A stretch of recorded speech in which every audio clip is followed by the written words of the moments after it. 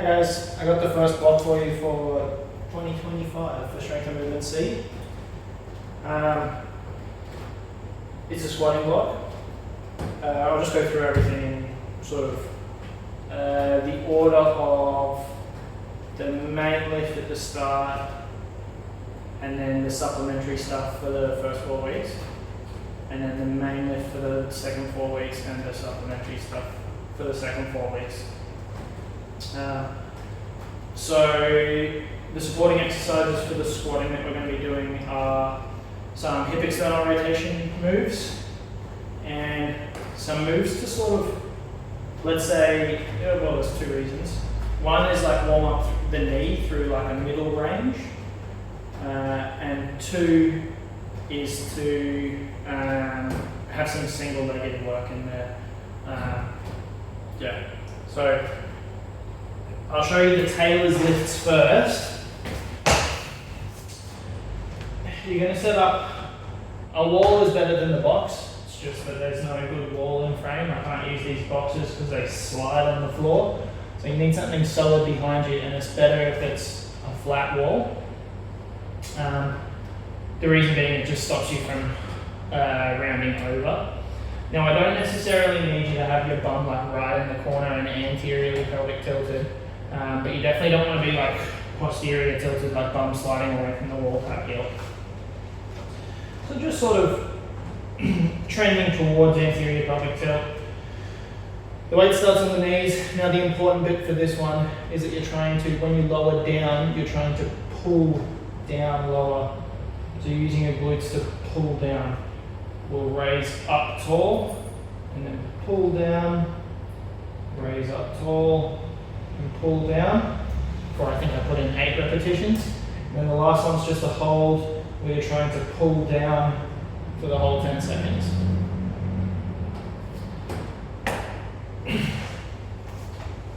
For this guy, your weight shouldn't feel so heavy that you feel threatened. So what will happen is if the weight gets too heavy, you feel like you can't use your glute muscles to engage and pull down, because your nervous system is already saying like, hey, the inner thigh is under stretch here. You can't pull any further than this. So choose a weight where it's actually appropriate. Probably pretty light to start. You can get away with pushing down with your hands. This is easier when the wall's propping you up. But pushing down with your hands for the resistance. As always though, having something repeatable like a weight here so you can progress sensibly and you sort of know how much force is going down into it. It's going to be better for that. The second one here is a split squat, but there's only one stipulation for this split squat. I want you to set up very specifically. By the way, I'm going to show you the full thing and then talk about regressions, because a lot of people will be regressing this one. So I want in a line, knee, hip, shoulder, head sort of deal. A couple of 90-degree angles. Now this knee wants to be on top of the heel always for this movement. So I don't want to, like if I were just doing a normal split squat, I would just stand upright. See how my knee shoots back there? Instead, what I want to do with these guys is stay tall and keep your eyes slightly down and watch the position of the knee, because the position of the knee, that front knee that is, doesn't want to really change very much as you do these. Now notice that to get that to happen, I don't have like this huge lean forward type deal. I'm still up quite tall and I'm trying to smash my front foot into the floor as I go. Now, treat it as like a focus. People will build up to this. I'm okay if the knee is like wobbling a little bit, as long as there's emphasis on keeping it in the same spot rather. Regression wise, it depends how hard you're fighting for your life on lunges. So if the lunge looks like hand on something here and you're like really lean forward and you have to help yourself up like this to get the split squat to happen, I'm okay with it. If that's where you're at, that's totally fine. The second thing from here would be still with the hand support, but trying to stay tall through the whole thing, not worrying so much about the knee for now, just trying to be tall. And then the third thing I would look at is the position of the knee. If you're not doing them freestanding, so you're still using a support, don't worry about where the knee is. So these can largely be treated as like split squats, just normal split squats. If you're not quite at the level we're training, these like sort of fixed knee position ones is a good idea. Next you'll do some back squats. I'm not going to run you through back squats, you guys already have done and have coached plenty of back squats. For the supplementary stuff, we'll do some reverse flies. So we're looking at sort of the tissue in the upper back and the rear delt. I want you to take a hinge position, but this one is not a very specific hinge position, and what I mean by that is if you need to bend your knees more and that gets you a more bent over position, go for it, I don't mind. Now with these I'm reaching down to the floor, and then I'm always trying to reach as far away from me as I can.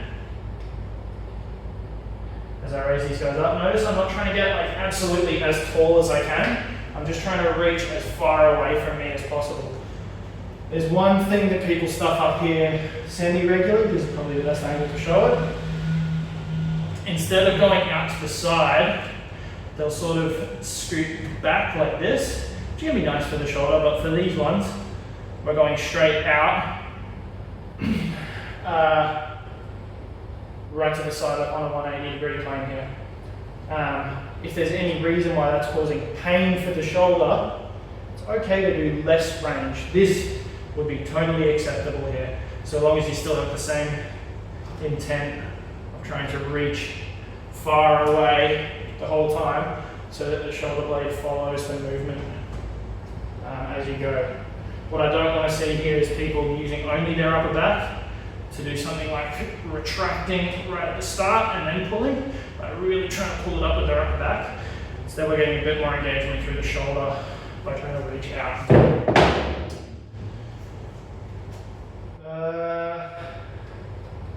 We then do some overhead pressing. I will show you a little kettlebell here. You guys all know about overhead pressing, but it's just this single hand overhead press. I wanted to show you that because we're building two of these moves, the overhead press and side bend that I'm about to show you, into another move, the lean away press in a moment. So the side bend here, particularly if you trend towards like excessive anterior pelvic tilt, I want you to just posteriorly tilt a little bit. Doesn't need to be huge here, but just posteriorly tilt so that it's sort of neutral, let's say. From this position, I'm not thinking about crunching down on this side. I'm thinking about expanding the opening side as much as I can. So this side of my spine, I'm trying to find whatever length here that I can, and then pulling back up, find length. This arm is just like loose and heavy. What I want you to avoid here is trying to shoot the hips off to the side, because it avoids bending through the actual spine, so rounding through the spine sideways. Again, get people to undershoot these initially, weight-wise, so start off light, and everything should be fine there. We do 10 on this side, 10 on the other side, by the way. So that's the supplementary stuff for the first 4 weeks. The second 4 weeks, we're again working on hip external rotation and some sort of single leg and knee movement exercises.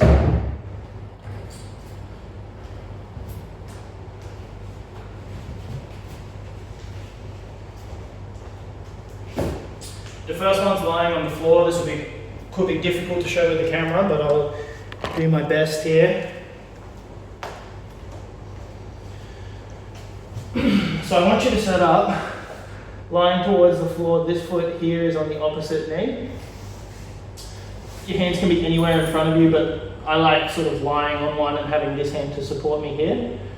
You got 2 goals here. Once you've achieved the first one, you look at the second one. So the first goal you're looking to achieve is this hip here on the side of my bent knee. I'm going to try and squeeze my glutes to press that hip into the floor.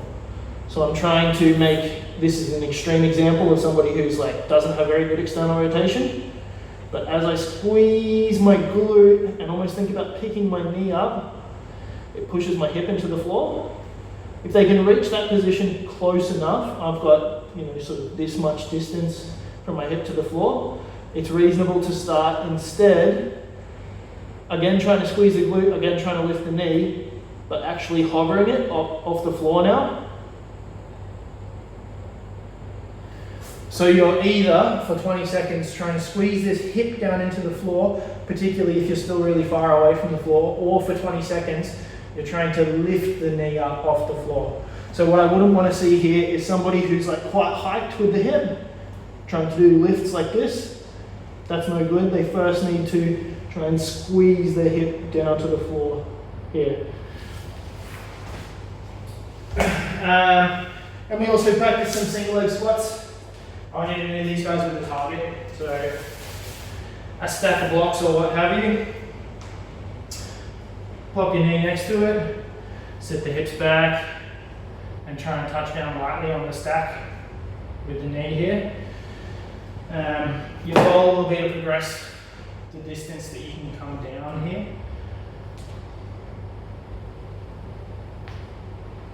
So not necessarily over one set, although your first set or two may be sort of gauging distance.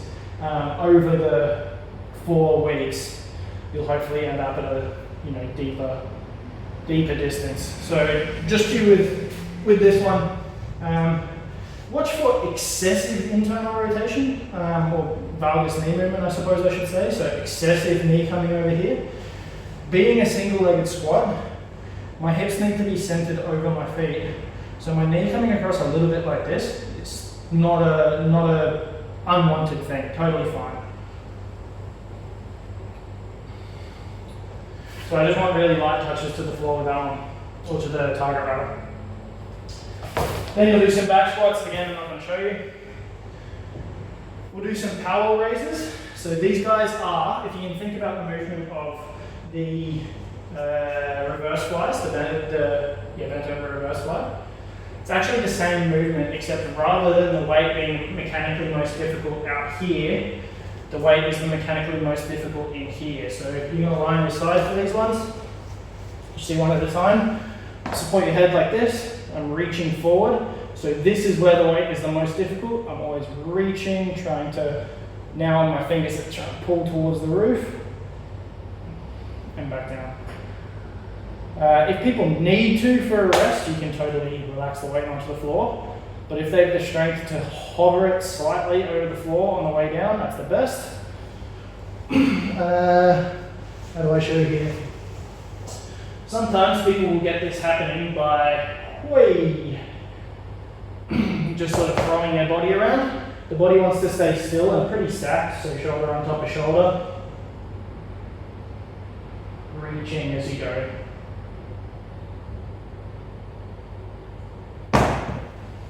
So that reaching means that when I'm forward in this position, hopefully my scaps are wrapping around my body because my shoulder's in protraction a little bit. We do some lean away press as well.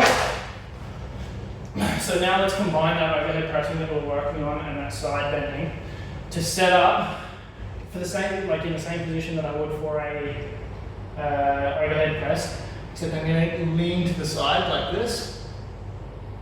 So now ideally, and I can't see if it actually is because you're looking at me, not me, but ideally this weight is sort of centered more or less between my feet. From this position with my side bend, press up and reach, press up and reach. Now interestingly, for people that have issues with overhead mobility, this requires slightly less, because if you can imagine, I only need to get to here to make it sort of a vertical press. Again, with the side bend, use the same cues. So I'm not thinking about crunching down on this side. I'm thinking about opening up that other side of my body as much as I can before I press.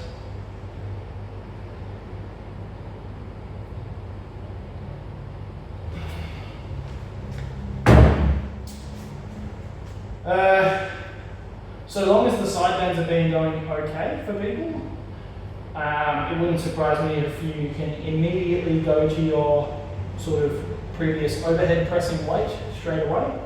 That's good. The last one I've got for you here is the box dips. You've probably done some of these before too, but I'll show you a couple just in case. I got these boxes up on their end. If I were giving it to clients, I would be putting black squares under these so they're not slipping and sliding on the floor. I don't mind for the purpose of this one if your fingers go over the edge of the box, but also totally acceptable or possibly even better, and I'll explain why in a sec, to have your fingers on top slightly looking out, so not straight forward but slightly out with the fingers. Feet are in line. Let me leave enough space here for my bum. Feet are in line with my hands. I start by pushing down and forwards with my shoulders in the top, and then I lower and back up, using as much or as little help from my knees as I can or need to, you know. So from my feet on the floor rather. Now the reason that turning the hands out a little bit here is nice is because I don't want the elbows to travel out to the side like this, and that makes it virtually impossible if your fingers are turned out. I would prefer that your elbows are staying pretty close to the body as you do these ones.